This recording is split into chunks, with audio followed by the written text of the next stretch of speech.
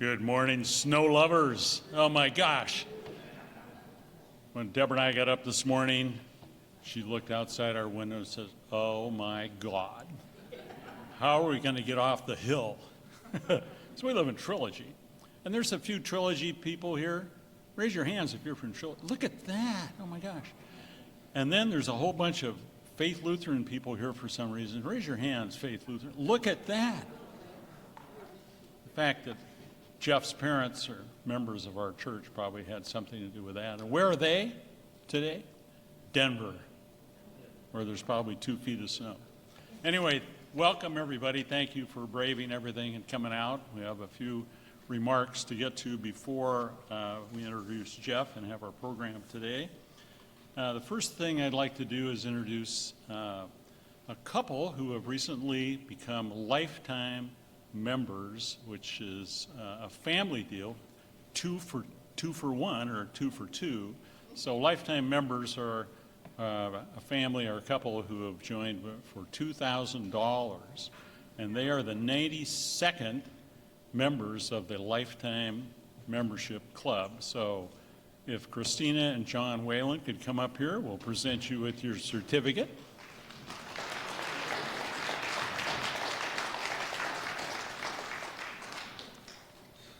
Okay.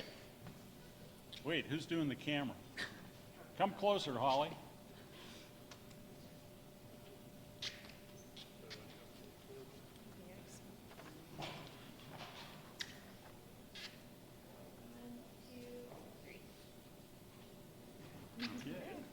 Here's something fine to put it in. It's suitable for framing. Yes. Recommended right at your entry.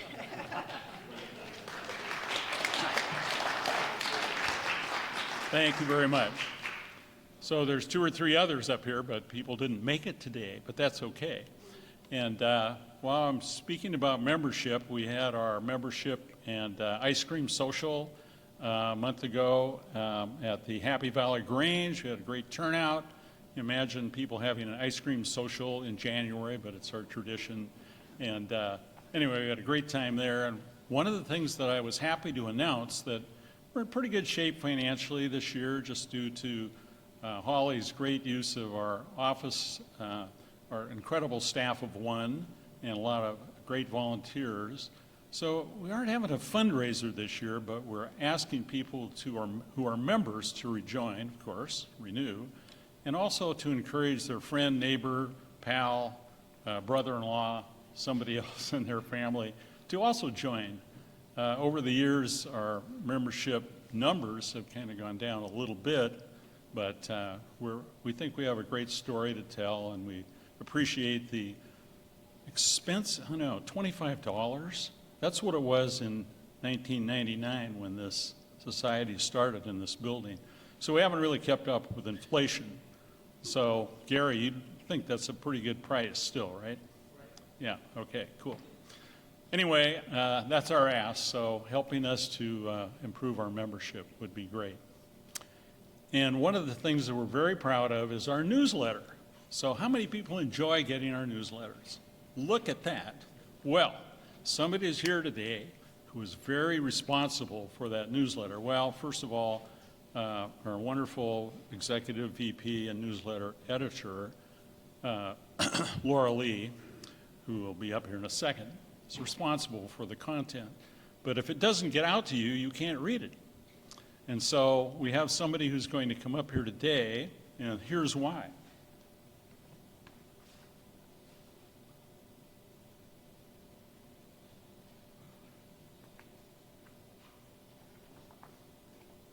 Wait a minute.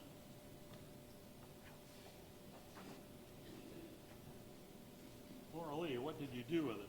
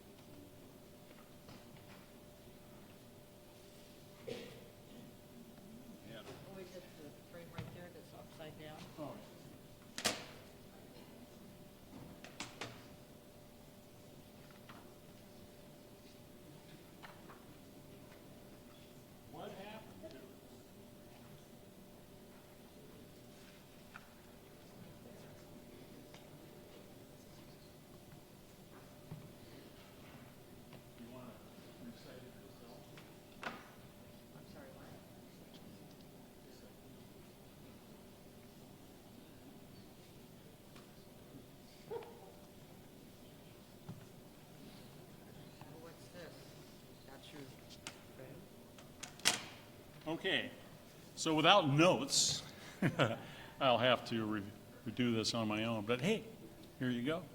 Stuff happens in the snow. So our newsletter gets to you a couple different ways, electronically, so many of you get it that way, some of you get it in the mail, and somebody has to put that whole thing together. So about 5 years ago, we were over in the, I guess they call it Vision 5 thing, and this individual by the name of Jody, who works for the city, had said, you know, I don't have time to do this anymore. We were sending out about 300 of our almost monthly small newsletters, and she was putting these things together, and she says, you know, maybe you guys could do this. So our group of volunteers would sit in the office, 3 or 4 of us for a couple of hours, and fold, and then those little things you put on them, you know, that you can't open without scissors or a knife, that are laboriously put on both sides. We're putting those on, and then we're putting this mailing labels on, and then we're putting the stamps on, and then we have to go to the post office. Anyway, we did that for quite a while, and then we decided to cut down our mailing list to members only to about 80 or so, and then this individual, Jody, said, oh, you know, I think I can do those in the office. Okay. We're like, whew, awesome. Then we made another change, and we went from the small newsletter to the large newsletter quarterly. And this individual has continued to prepare those and get them printed, get them stamped, get them addressed, get them in the mail. And in addition to that, a couple, 3 times a year when we have an event like our membership ice cream social, we send out a little postcard, and she helps us get that printed, sent out in the mail so that you guys know where it is, fundraiser, etc. Anyway, that individual is now qualified for the renowned and not often given History Hero Award from the Redmond Historical Society. So Jody Daub, please come forward.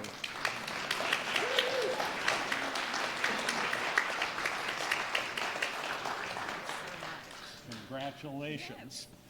This person really does it all for us, and it's like no problem because Laura Lee sends her the copy like a day before we need it to go out. And Jody says, I can do it, maybe tomorrow. Anyway, they go out, you get them, and you guys show up, so thank you so much. Thank you.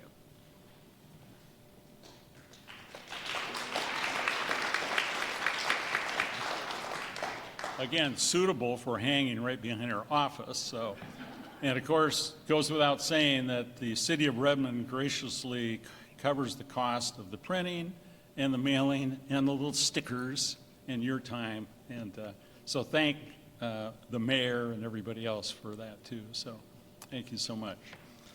Okay, we'll get on with things, but once again, I'd like to take a minute to read our land acknowledgement statement.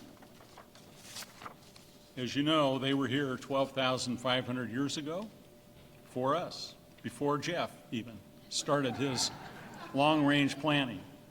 We acknowledge that we are on the ancestral lands of the Coast Salish peoples who continue to steward these lands and waters as they have since time immemorial. We recognize Washington's tribal and indigenous or native organizations which actively create, shape, and contribute to our thriving communities. The Redmond Historical Society is committed to doing our part to engage with and amplify the voices of Native peoples and tribes. And now, here's our Vice President and Program Chair, Laura Lee Bennett.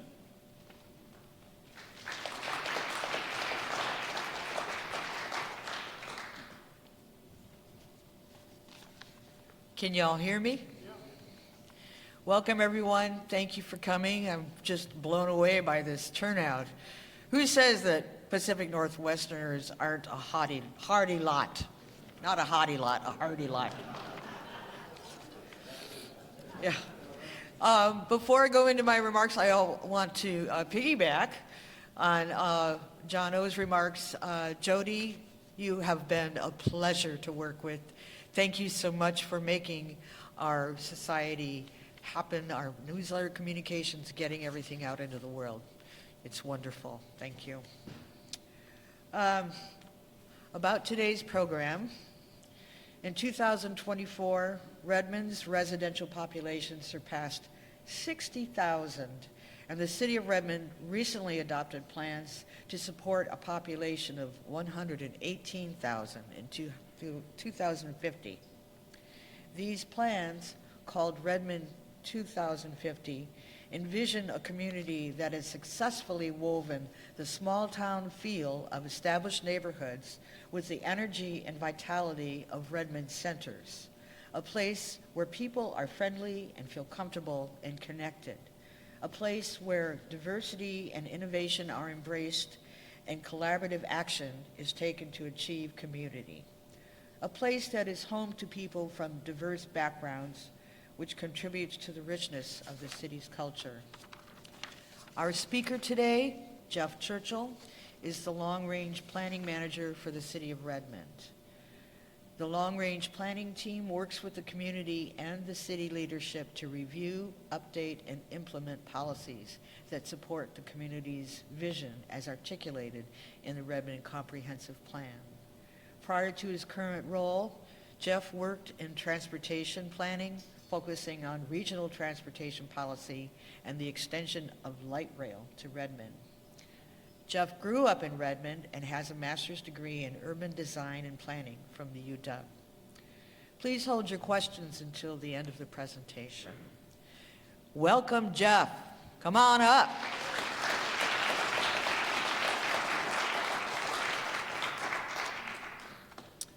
Okay, good morning, everybody. My name is Jeff Churchill, as Laura Lee said, and I'm the long-range planning manager for the City of Redmond. And it's nice to see a lot of people that I know and some new faces as well. I have already spoken to a former city council member and one of the first planners in Redmond's history. And so I'm just curious, are there any other former staff members, former city council members, former planning commissioners out there in the audience? How many? Oh, thank you. Good. Thank you very much. Okay, well, that's good. So if I say anything that's not true, just wait till the end to correct me, if you could. I also know that in these slides, there is a lot that's not said about what's gone on in Redmond's planning history, and I know some of those stories are out here in the audience, and so I invite you to share those when we get to the Q&A at the end. And although I'm here talking to you, this is the work of a lot of people. It's the work of people on the planning staff, it's the work of the mayor and the city council, and most importantly, it's the work of the community of just over 80,000 people in Redmond now in 2024. So with that as introduction, let's get started. Title says, How History Shapes the Future, so kind of essentially what it says. So I'm gonna break that into what do we do in planning for Redmond and generally? What does the plan say about the future? And how did we get there from the past and maybe where we're going a little bit. So that'll be the contents of the presentation. Okay, so first question is like, what is urban planning? I didn't know urban planning was a thing until I was in college.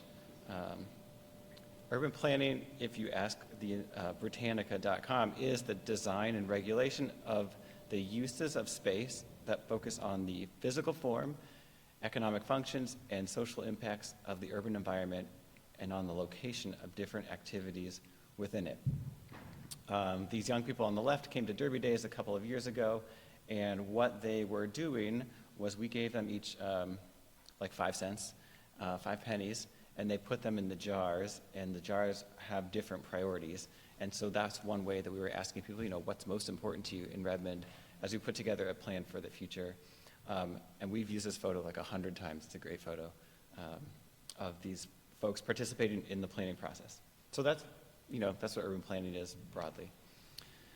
I do think it would be valuable to give everybody a little bit of background in how planning happens in Washington State, because it has a big impact in how we do the work that we do. So I'm going to start there. What this slide means is that plans are nested, and so Redmond's local plan, which is the last thing that I'll talk about, sits within a framework of countywide planning policies, which is within its own framework, which sits within the Growth Management Act, which is the first thing I'm going to talk about. All right, so why is this important?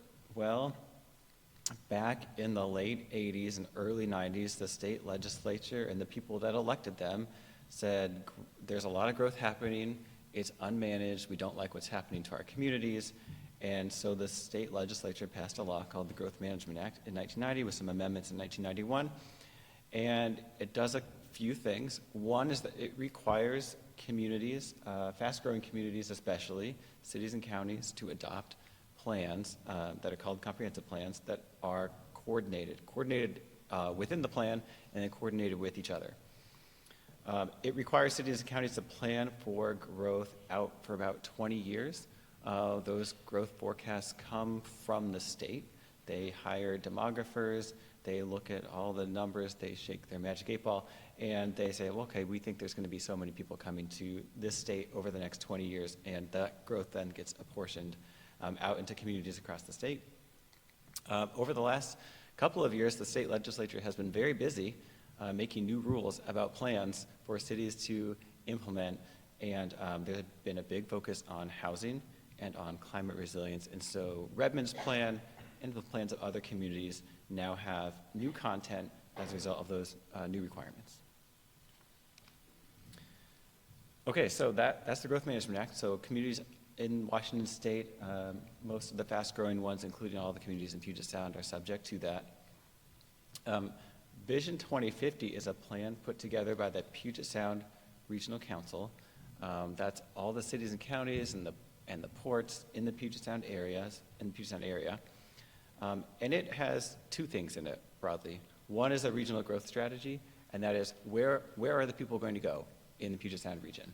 And what that regional growth strategy says, in very few words, is they're mostly going to go in two centers. And that's planning speak for places like downtowns or other places where there will be a lot of activity, both in jobs and housing, that will be reachable by transit. So that's where most of the growth is going. I think you can see that happening in Redmond. You can see that happening elsewhere in the region.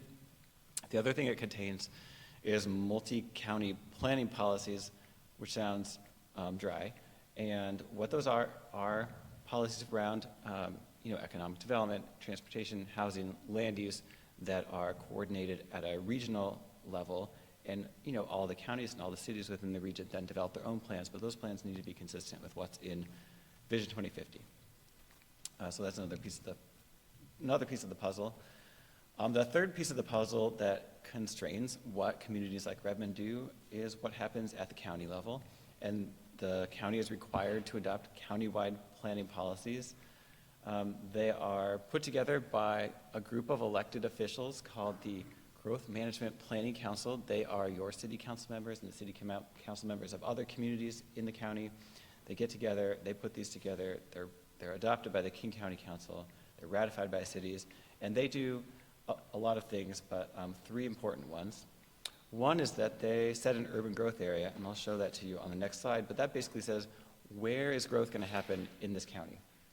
The second thing that that does is it says how much growth is going to happen in this county, and what does each community need to plan for, both in terms of how much housing needs to be accommodated and how much land for how much job growth.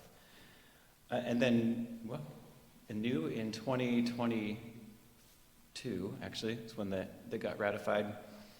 The countywide planning policies include estimated affordable housing need numbers, and that's because the state now requires that. So all cities need to show how they could plausibly accommodate the affordable housing need in their communities over the next 20 years. Cities can do things like assume that there will be public subsidy for some of that housing. The amount of public subsidy required to meet the affordable housing need is far more than is available. So that's the short answer to that question. This is the urban growth area for King County. It's the area inside the red line. You can see that Redmond's at the edge of it. You can see Trilogy is kind of a little island to the east of it. And Redmond's growth target for between 2019 and 2024, or 2044, excuse me, is 20,000 housing units and 24,000 jobs. There are about 30,000 housing units in Redmond right now, so that's 20,000 on top of about 30,000 that exist. Okay, so that gets to, well, what do we in Redmond actually have control over? It's not how much growth is going to happen, and it's even not kind of at a high level kind of where it's going to go. But we do have, and what the comprehensive plan is really focused on is where in detail is that growth going to be accommodated? What's it going to look like? How are we going to plan for the infrastructure and the programs and the services and the parks to support that growth? And all of that needs to be internally consistent, and it all, again, needs to be regionally coordinated. So that's kind of the planning landscape in Washington State when your mayor and your city council members and your staff are asking community members about the future. These are the kinds of questions that have to be answered in those planning documents.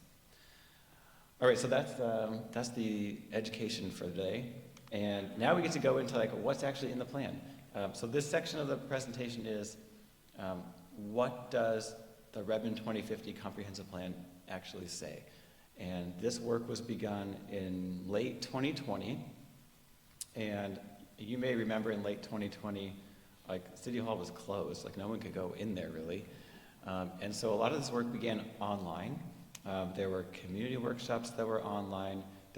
We actually built a virtual City Hall that you could access on your computer, and you could kind of enter, and it was a rendering, and you could just sort of walk around the lobby, and you could go to different stations. So it was like you were having a community workshop, but you were at home.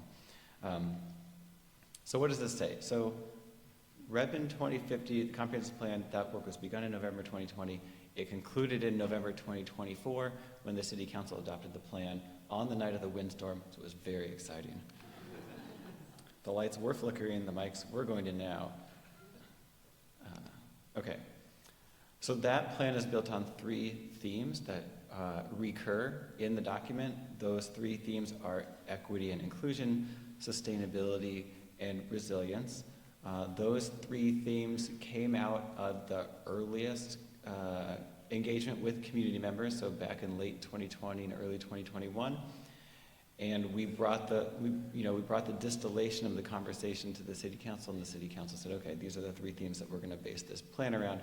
And so as I talk about the plan, what's in it, kind of these are the kind of 3 themes that undergird it. Okay, so I said that one of the questions that has to be answered is where's growth going to go? So in Redmond, we looked out to 2050. So you may have heard me say that there's a growth target that goes out to 2044. But we wanted a nice round number on our plan, and we already have Vision 2050 for Puget Sound, so it made some sense to us to look out to 2050. So we just tacked on 6 more years. And so where the growth is going, according to the plan, is a lot of it's going to go in Overlake, about 8,300 jobs, 8,300 housing units, almost 14,000 jobs. A good amount of it will go downtown, nearly 7,000 housing units, a little over 5,000 jobs. Some of it will go by the new light rail station behind Whole Foods in the area we're calling Marymore Village, or in planning speak, the Marymore Countywide Growth Center. 3,000 jobs, 3,000 housing units, 1,500 jobs. And then a little bit of job growth out in Southeast Redmond, about 2,600 jobs. That IGC stands for Industrial Growth Center. The county created kind of a new centers typology for countywide growth centers. They created growth centers, which is what Marymore would be, and then these industrial growth centers, which is what Southeast Redmond would be, which is area that's devoted, not to housing, but to manufacturing and industry, things that don't play well with housing, and there's not a lot of that land left in Redmond, and the designation kind of assures that there won't be market pressure to put housing in that area. Okay, so a lot of it's going in the centers, which is what I said the regional growth strategy says, And then growth elsewhere as well. So through 2050, that's nearly 25,000 housing units and nearly 30,000 jobs. How are we going to do that? So I'm going to talk through a few of the main components of the plan. And these slides that I am working through, these were created as a result of working with community-based organizations and asking them kind of what are the key things that people in your community want to know and need to know about the future in Redmond. And at the end of the planning process, we put together these slide decks for those community organizations that they could share with their communities. So one of those key components is implementing, okay, what is TOD? Transit-oriented development. So that's TOD. The transit-oriented development is, it is just like it sounds. It's development that is accessible by transit, where people can get to and from there or live there, maybe with less reliance on a car or no reliance on a car. So where are we doing that in Redmond, and what's that going to look like? So I said a lot of growth is going into Overlake. Some new things in the plan. So there are transit-oriented development focus areas. Those are the areas that are closest to the light rail stations. The two in Overlake are open. You may have ridden on the trains there. Around those stations, you know, the zoning now allows buildings up to 30 stories, as long as they're providing some public benefits available through an incentive program. Nobody thinks that's getting built tomorrow. There's a lot of economic reasons that's not going to happen for a while, but in any case, that's the maximum that's allowed, and the reason that it's allowed is that that's how you can accommodate the amount of growth in Overlake that is planned. You know, less focus on campus-style development, and then also the designation of an intercultural district, and I'll talk about that a little bit more later, but this idea of special districts in the city to recognize special characteristics of different parts of the city. Okay, Marymore Village, this is the area kind of between Marymore Park and kind of the Whole Foods area. So what's changing? Well, back in 2012, the City Council adopted a plan that said this area would transition away from manufacturing to a mixed-use neighborhood. And at that time, while there was a light rail station planned in Marymore Village, there was no funding to build it, so it was somewhat speculative. But by the time the zoning regulations were adopted the first time in 2017, the funding had been approved by the voters, and so it became much more of a real thing. In this area, maximum building heights would be 12 stories. And this is an area where there's quite a lot of kind of infrastructure improvement needed, I think, to meet the quality of life that people living there would expect, because it's not an area that has, you know, aside from it being next to Marymore Park, which is huge in size and offers a lot in terms of open space, there aren't kind of local open spaces in there. There's really not a great street network for getting around.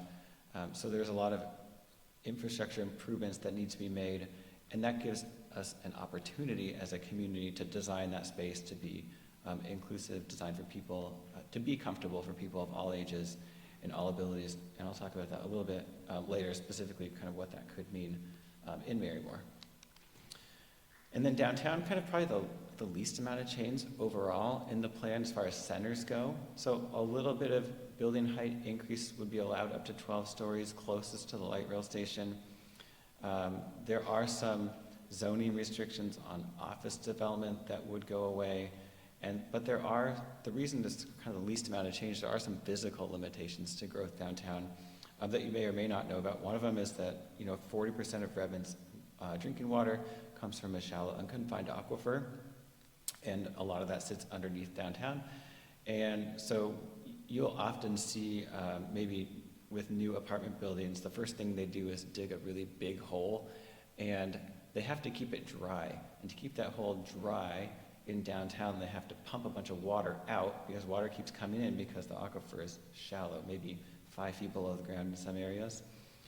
So the city council is considering restrictions on, that's called temporary construction dewatering, to protect the aquifer. And so that limits really how high you can go, because what that is used for principally is underground parking.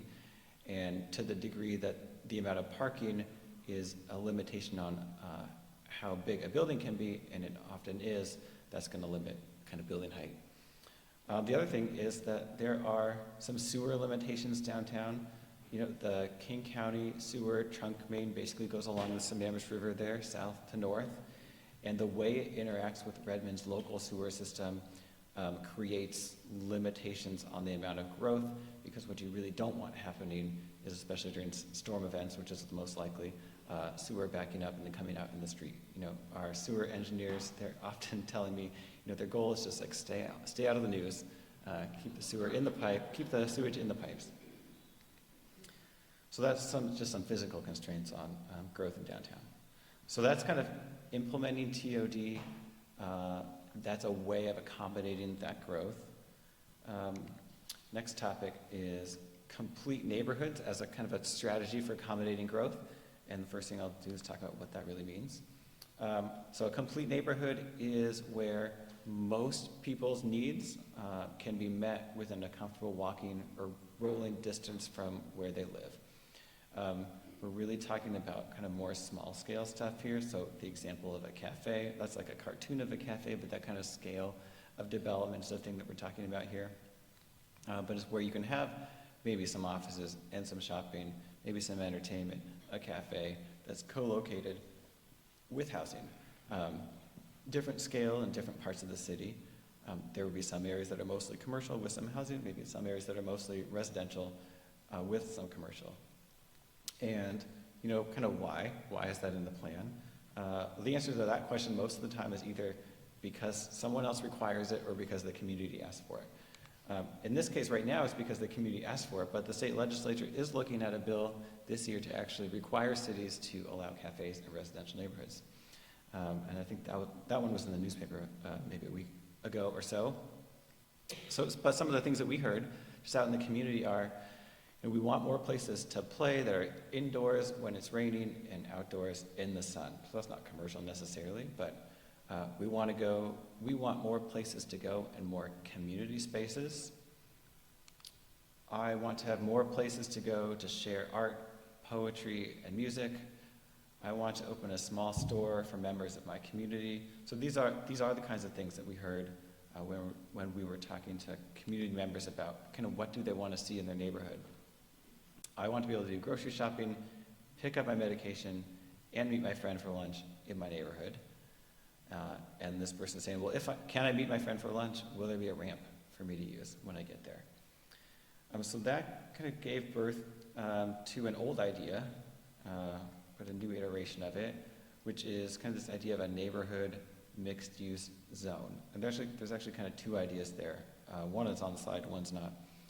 A neighborhood mixed-use zone, as is being considered right now by the Planning Commission, is, you know, it's a zone that would be carved out of what is today a residential area, and it would still allow residential uses, but it would also allow those small-scale businesses in neighborhoods. And so on this map that is relatively small from where you're sitting, this was a draft that the Planning Commission was looking at, but you can see a scattering of the red.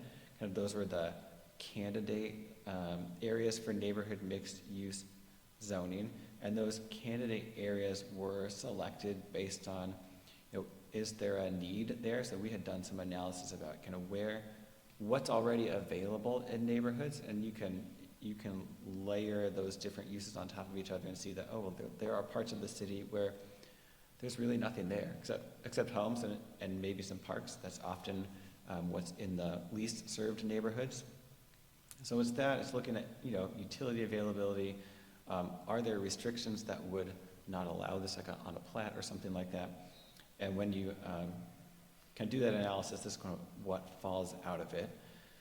The other strategy that you can use to, or another strategy that you can use to increase the ability for people to start businesses or operate businesses in residential areas is just to lighten up on the home business regulations a little bit. So there are, you may know if you operate a home business that there are limitations on the number of people that can visit, the number of employees you can have, the amount of space that you can devote in your home to that business.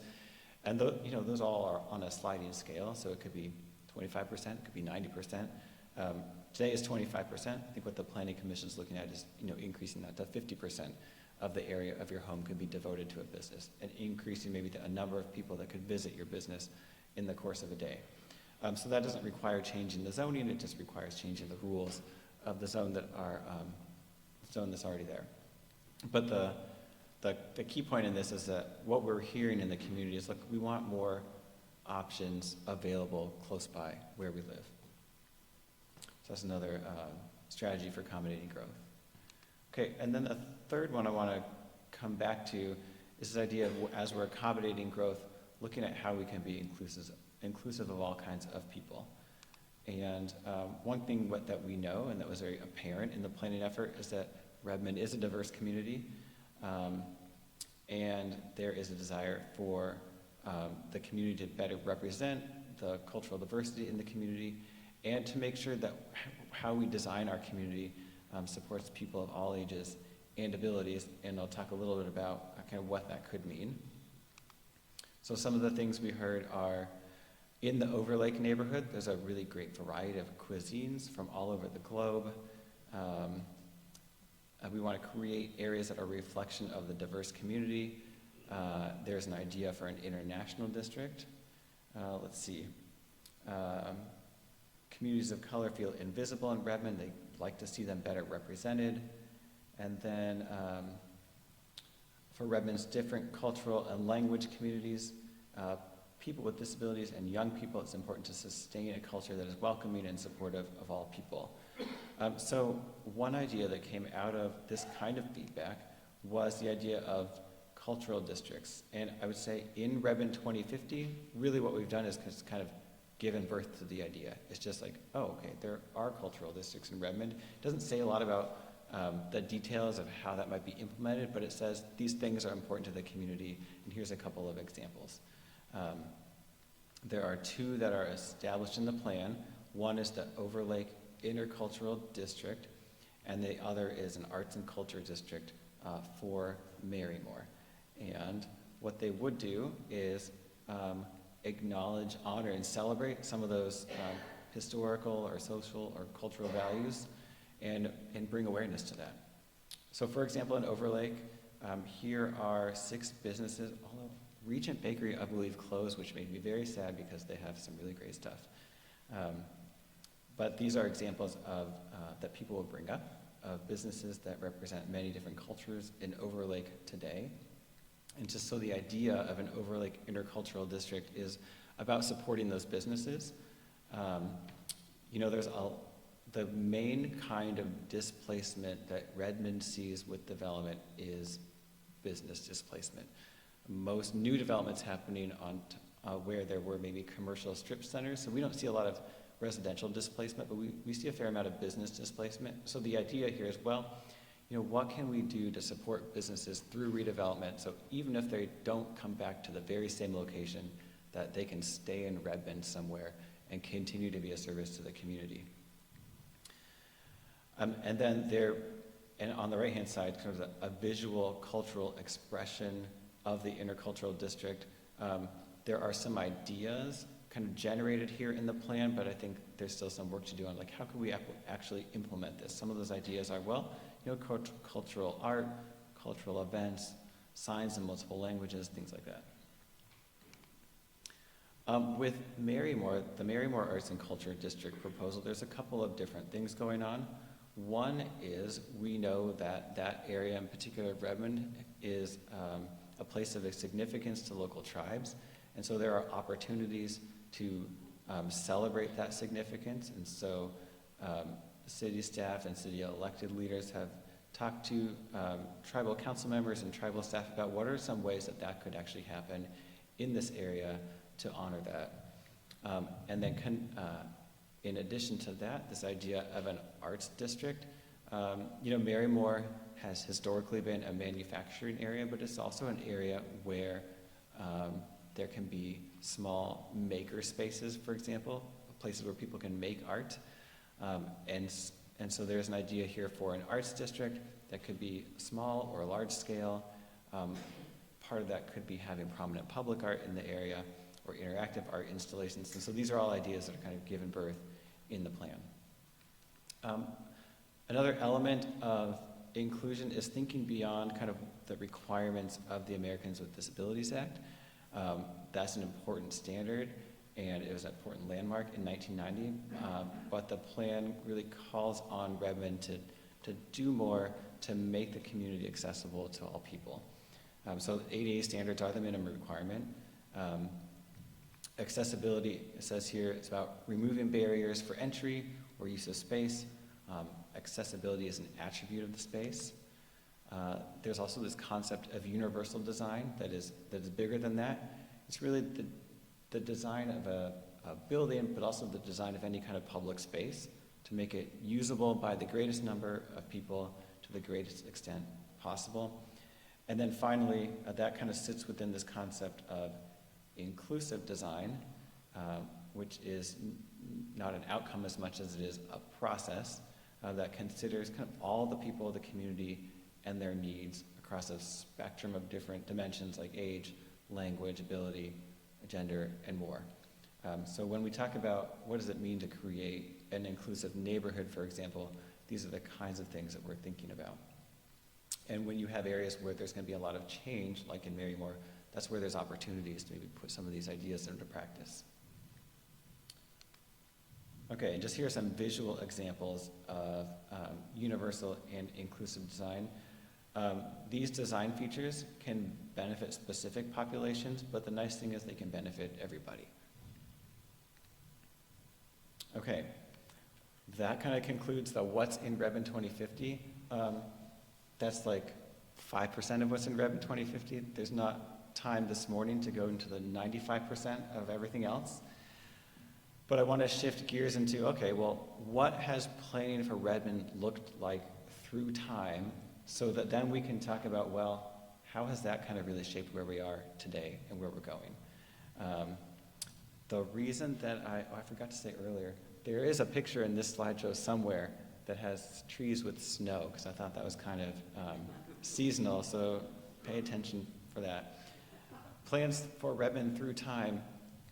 I chose the dock at Idlewood Park because it's a relatively old park, and because the lake is obviously one of the things that's been here in Redmond for a very long time. Okay, planning for Redmond goes back beyond past 1940, further into the past. But 1940 was the City of Redmond's first zoning ordinance. And what I've done here is I think this is the 1936 aerial photograph from King County. And I superimposed in like the gold solid line the city limit at the time. And then the dashed line there is the zoning boundary. If you read the text of the zoning ordinance, like this is what they're talking about. So that area in the north and east part of the city was going to be a residential district, and the area in the south and west part of the city would be a commercial district. The residential district would allow homes and kind of some home businesses. If you read the ordinance, that's what it would allow. The business and commercial district kind of allowed everything. You could have homes, but you could also have businesses. So that was the difference between those two districts. But my favorite part of this ordinance is section 7, which is at the end. And it says, if you violate this zoning ordinance, you can go to jail for 30 days. The penalty is pretty steep. There's also a $100 fine, and I looked that up, and it's about $2,100 in today's dollars for violating the zoning ordinance, or 30 days in jail. And that's for, and it says each day that a person violates or fails to comply with the provisions of the ordinance is a separate offense. So I don't know if anybody landed in jail as a result of violating the zoning ordinance, but they were serious about it. Okay, so that's 1940. So in 1948, the Planning Commission was established. And it was established for the betterment and growth of the town of Redmond, which will be orderly and to the best interests of the property owners and citizens residing within town limits. And the principal job of the Planning Commission in 1948 was to provide recommendations to the City Council on requested rezones. Their job hasn't changed. Oh, it has changed, I would say, substantially, but one of the things the Planning Commission still does is provide recommendations to the City Council on requested rezones. So that hasn't changed a lot. And also this idea that the Planning Commission exists for the betterment and growth of the town, to look after the best interests of the community, that is still kind of their job. That's still what they're doing. And they're still volunteers these many years later. So that was in 1948. What I was able to find in the library at City Hall was the 1963 Comprehensive Zoning Plan. That map's on the table, and then the whole plan is in that green binder if you want to look at it later. So that predates the first planning department by a year, but Jonathan Hartman, who was the first planning director, had already been doing volunteer planning in Redmond for a number of years by this time. This map shows that there's a single-family residence district, a multifamily residence district, a commercial and professional district, an industrial district, a public use district, and a greenbelt district. And if you were to compare, spoiler alert, I guess, like if you were to compare this map to today's zoning map, there are differences. But I think you would see that the general contours of what kind of growth is happening where in Redmond have not changed a whole lot since 1963. You can see the areas where some of the schools are as public use districts. You can see that the commercial and professional districts are downtown. They're in Overlake. You can see that the industrial district is in southeast Redmond. You can see that the greenbelts are generally the steep hillsides on Willows and on the east side of Education Hill and in Overlake in some places coming down to the lake. So kind of the broad contours of what goes where in Redmond have been very stable, I would say, since the 1960s. These pages come out of that green binder. This is just a listing of the districts, and I put it in here because these kinds of districts are still in use. They might have another name now, but they're very similar to what they were in 1963. Okay, I'm skipping a lot of years, and I know that some of you have stories from those years and documents from those years, but in 1963, we had the Comprehensive Zoning Plan. In 1995, Redmond adopted its first growth management plan, its first plan that was adopted under the Growth Management Act. And of course, the context had changed. Redmond had been growing very quickly for a number of years by this time. It had changed from a small town to a suburb in a metro area. It had to deal with a lot of new planning requirements that were coming out of the Growth Management Act. And by 1995, it was clear that Redmond would be looking at more decades of rapid growth in the region. And so there was a need and a requirement to consider kind of what that would look like. And this plan is also on the table. It's from 1995. So in that plan, there is the comprehensive land use plan for Redmond and also for areas that were in Redmond's annexation area. What I want you to notice is kind of how geographically expansive Redmond's vision was at the time. You know, this includes the north half of Sammamish. It includes a good deal of the Union Hill and Novelty Hill areas as well. It does have the watershed in there as a park and open space. And one thing, this green called study area east of the watershed, that's of course the Novelty Hill Urban Plan Developments Trilogy and the like. So in 1995, you know, that area was under study. But I think you can see still that, you know, downtown, Overlake, the Willows corridor, southeast Redmond, this is where the commercial growth and the mixed use growth was happening. And then on the hills, you had a lot of homes. And that pattern is pretty stable. This next slide just zooms in a little bit to Redmond, the city, so you can get a little bit better look at it. But it's the same map.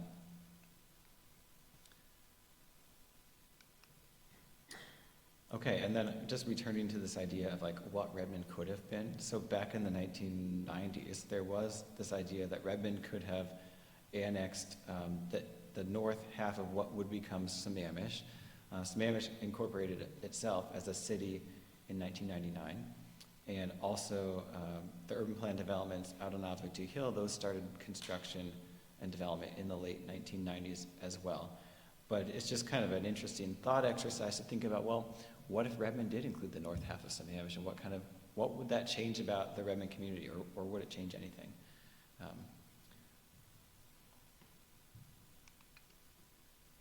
Okay, there's a few other things out of this plan that I thought were interesting. So one is I've put next to each other the all-day local service transit plan from the 1995 plan on the left.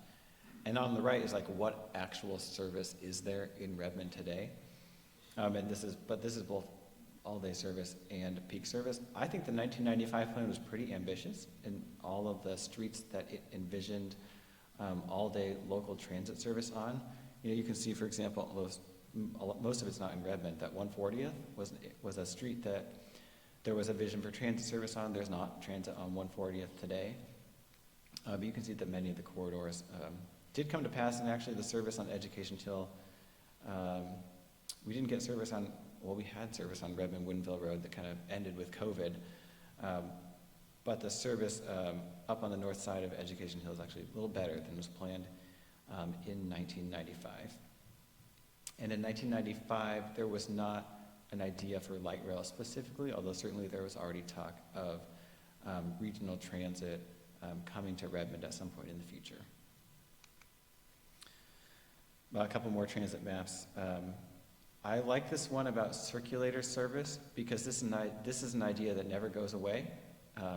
The idea that there could be a circulator for different parts of Redmond so that people could, you know, basically come to a place and ride transit maybe in a loop.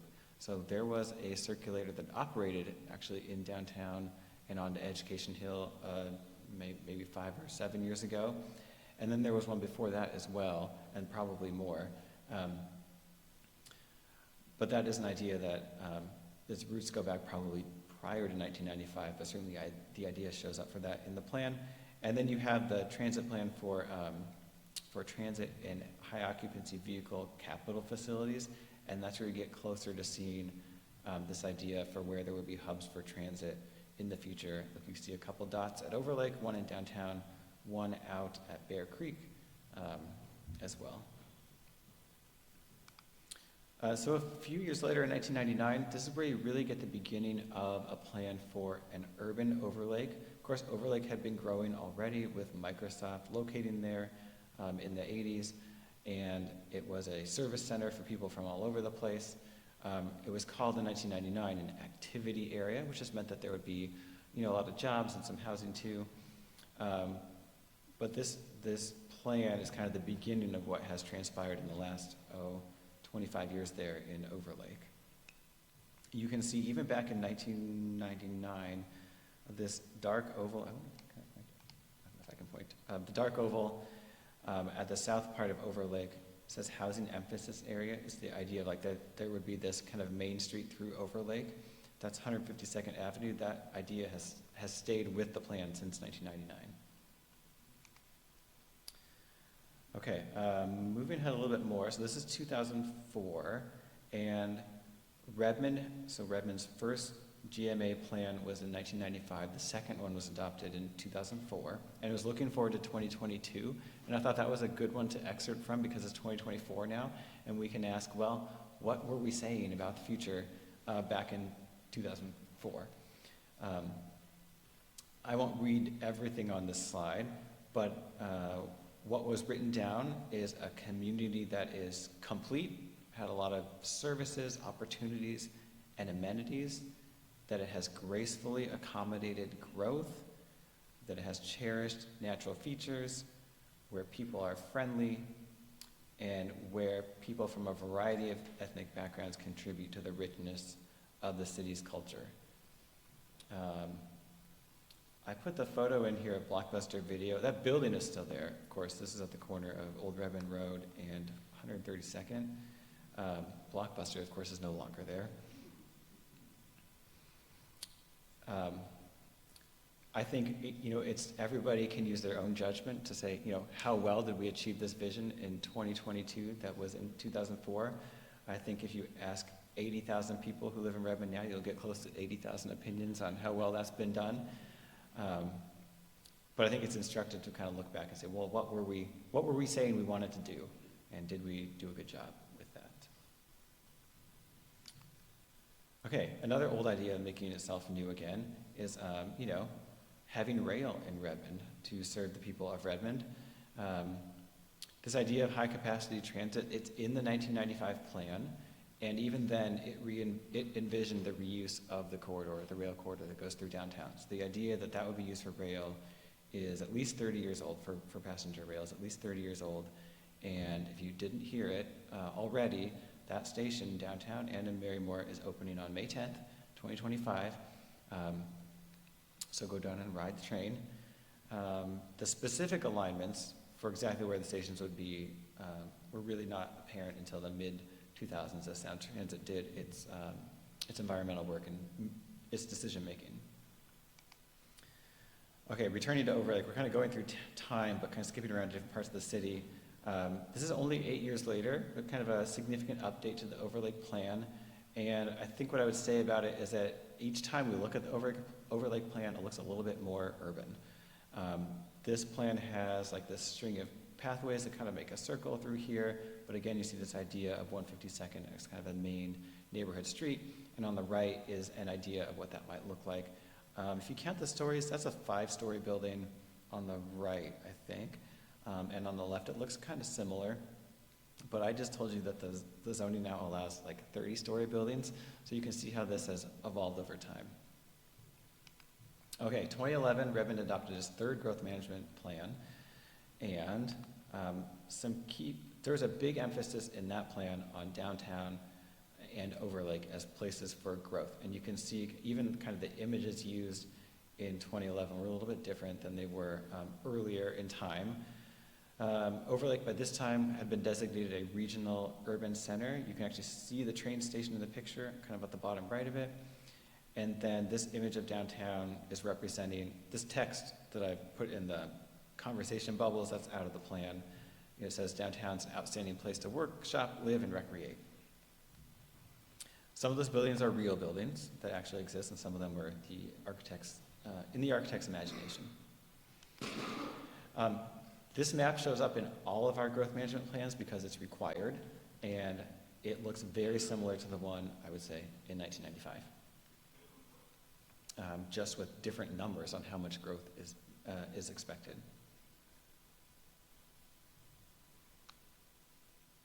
Okay, so that's the travel through time, because after the 2011 plan, the next one was the one that was adopted in 2024, and that's the one that I've already spent some time describing.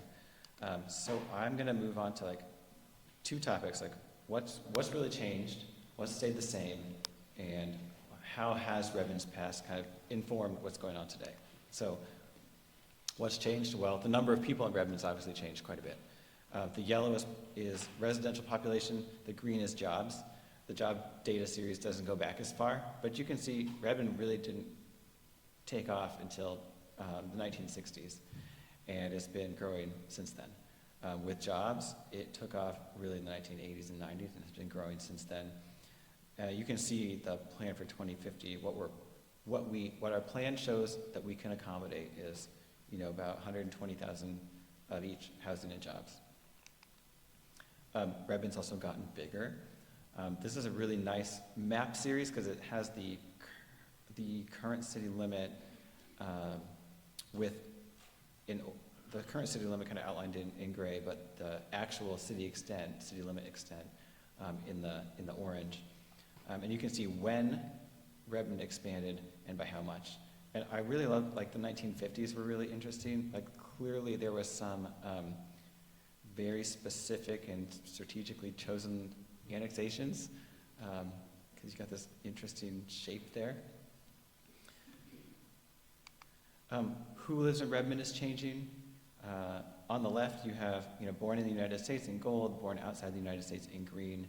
between 2000 and 2023.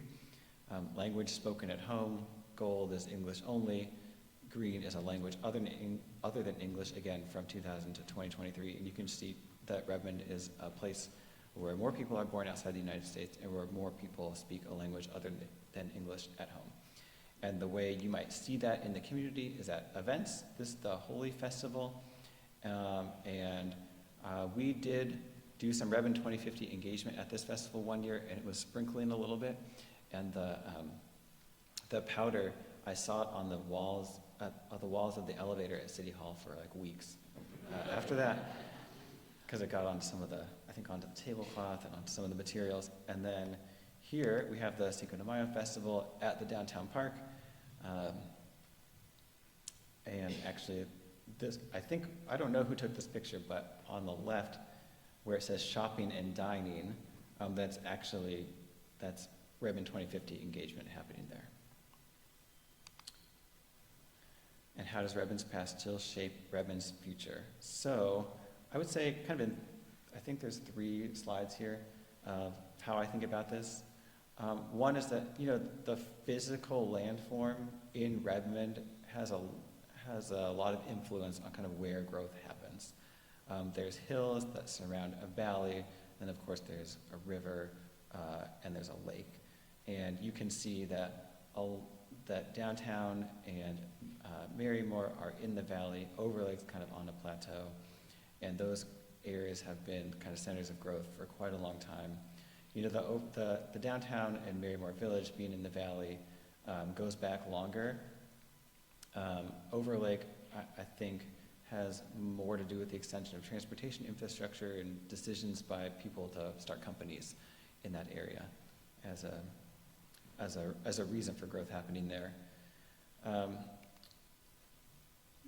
Redmond has had downtown sort of as its cultural heart for a very, very long time, probably since it was incorporated. This image on the left comes from the Historical Society's online archives. This, I think, was the 1940 Derby Days parade, and it's like the kids' wedding parade, because I was reading a little bit about it.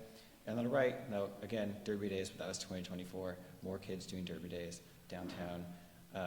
Different kids, different decades, same parade, same community spirit. Redmond is definitely shaped by the rail. So there's the drawing of the rail depot is also from the Historical Society online archives. I think the drawing was done in the 60s, but it's done at the depot that was there earlier. That same corridor is going to be host to rail once again. That's a rendering of the station. The station does look a lot like that if you go out and look at it downtown now. So Redmond has been connected to the region by rail for quite some time. It's going to continue to be that way. And that drives a lot of where growth has happened in Redmond and will continue to happen. And last picture doesn't have a theme so much, as I just thought it was nice to compare these gentlemen in the woods. These were loggers. This was 1910, I think if I remember correctly. They were having a good time. And on the right, you have people, again, out in the woods, doing something that they believe will benefit their community. And that kind of thing hasn't changed in Redmond either. So I appreciate you listening to me for all this time, and I hope that you learned something about how Redmond's past has informed where it is today and where it's going in the future. And we have some time for questions. Okay, let's give Jeff a hand first. That was fantastic. So if you have questions, raise your hand. You have to speak into this mic, and if you could repeat the question, that'd be great. There we go. So most of our growth that we've seen here recently has been vertical, a lot of immigrant growth. I understand that there are some rules and regulations being processed right now that's going to allow a fair amount of more growth coming into our existing residential areas, Rose Hill and the like. Can you speak to that just a bit? Sure. So the question was about rules and regulations allowing more growth in residential areas like Rose Hill.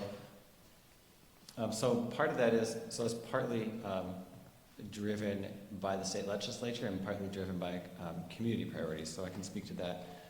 So the state legislature passed a law that requires cities to allow what it calls middle housing. So this is duplexes, triplexes, fourplexes, stacked flats, cottages, things like that. And so communities like Redmond must allow those in all residential areas. And so Redmond adopted new rules that took effect in January that allow up to 6 units on a lot without any on-site affordability requirements. But if they're on-site affordability provided, but if there is on-site affordability provided, it can be up to 8. And that's in response to the state law, which actually requires 4 or up to 6 with affordability. But with housing affordability being the way that it is in Redmond, the city council took that further to allow 6 and then up to 8 with some on-site affordability. So it'll be interesting, I think, to see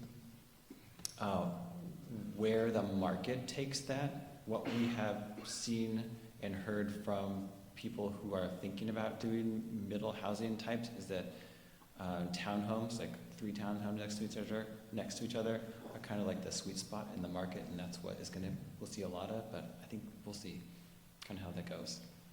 Sorry, just a clarification, Jeff, when you say per lot, is that per acre? So the question is yeah, this is a great question. So like what's the density limit? So the way that the state set it up is it's per lot and not per acre. So what that means effectively is that the number of homes that can go on a lot is going to be constrained by the size of the lot. So when we showed examples to the planning commission, for example, we showed them, on a large lot, it might be easy to get 6 homes. On a small lot, that's not going to be feasible because those aren't going to be kind of homes that are going to be marketable, or maybe there's not enough space to include like the parking that would be required for those homes. So it just means that the number of homes is probably going to be a function of the lot size. Just a sec, back here. Jeff, you covered a lot and very clearly, particularly about the different districts that are planned for the city. But I didn't see a lot about connectors. I mean, you had transit routes, of course, but I'm wondering about non-motorized connectors. Do trails and such rise to the level of 2050 planning? Did trails, is that what you said? Yes. Oh yeah, for sure. So what I didn't include any of in here is there's sort of another layer of plans below the comprehensive plan. There's the transportation master plan, and there's also a park plan. And those 2 plans together will flesh out the trail network and the non-motorized networks in Redmond and how they connect into neighboring communities. So the answer is yes, although I didn't really cover it. Hi, this state law that requires or allows densification all over apparently the state, or at least in certainly Redmond, how do homeowners associations figure into that if there's an HOA? Yeah, that's a great question. So how do HOAs figure into middle housing, allowance for middle housing? It really depends on the CC&Rs. So some CC&Rs restrict lot division or the number of structures on a lot. The new zoning regulations are not going to supersede CC&Rs. Some CC&Rs don't. And actually one project that we had an intern do last fall was to gather information on HOAs and CC&Rs to actually help us understand, which parts of Redmond have HOAs with CC&Rs that would not allow this kind of housing and which parts don't. Because there are going to be communities like, Redmond, but like especially like Sammamish, where a lot of the housing is newer, where most of the area might be covered by CC&Rs. And so we just wanted to have an understanding of the magnitude of how that would impact the implementation of that law. And I don't actually know the answer to the question of how much impact there is, but the CC&Rs are what they are, they're contracts, and they're not going to be superseded by the zoning rules. When you talk about 6 units per lot, will the city be looking at reducing the setbacks in order to accommodate more? So the question is, will the city be looking at reducing setbacks to accommodate more units per lot? So with the so included in the zoning regulations for residential areas are things like setbacks, lot coverage, lot width, all of these dimensional requirements that make, that give a lot sort of a residential character, and provide some spacing between homes on different lots. So there are setbacks on this side. I don't remember what the numbers are right now, but they are kind of like what some of the setbacks were in the residential zones as they existed before January. But yes, like the setbacks and the lot coverage, all of those are inputs into really what can be built on a lot. Two more questions, and then we're going to wrap it.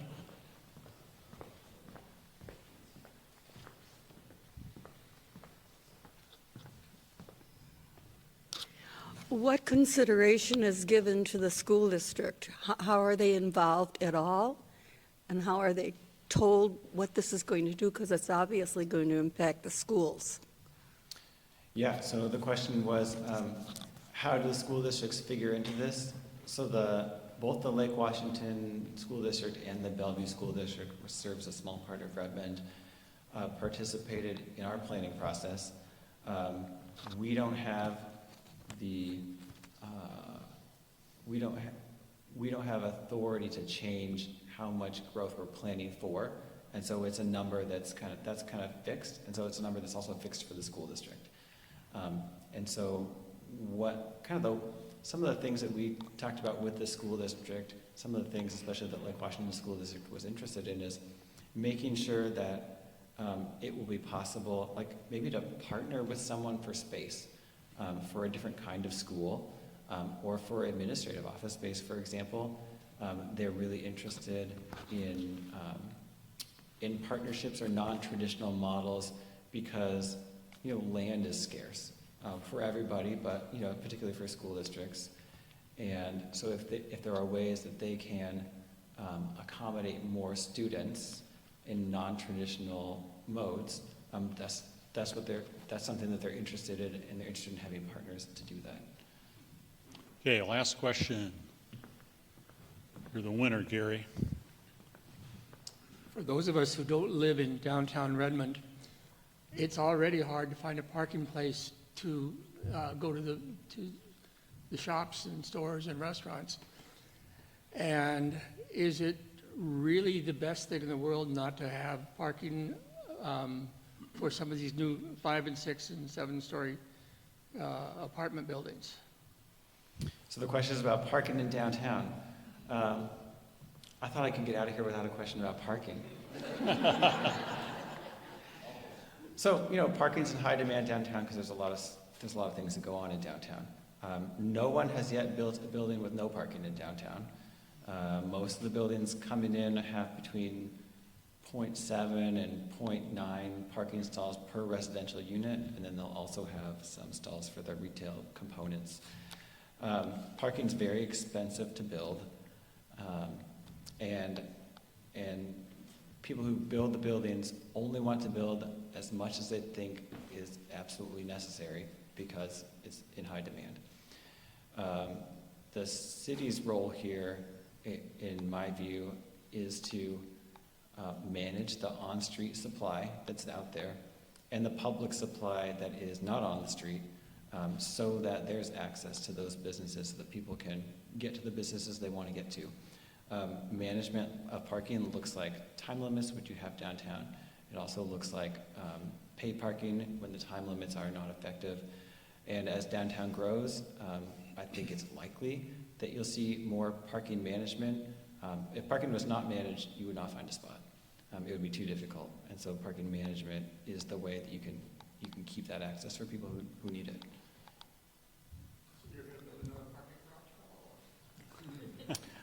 There are no plans to build another parking garage in downtown Redmond that I'm aware of. Gary, you could build one. It would be your last business venture. It would be perfect. Well, let's give it up for Jeff. Thank you so much.